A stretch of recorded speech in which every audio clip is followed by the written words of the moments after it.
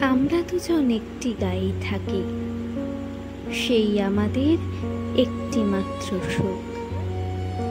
তাদের কাছে গায় যে দোয়েলে পাখি, তাহার গানে আমার নাচে বুক।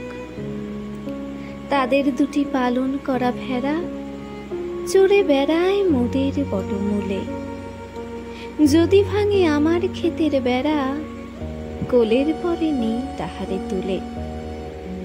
আমাদের এই গ্রামের নামটি খঞ্জনা, আমাদের এই নদীর নামটি অঞ্জনা।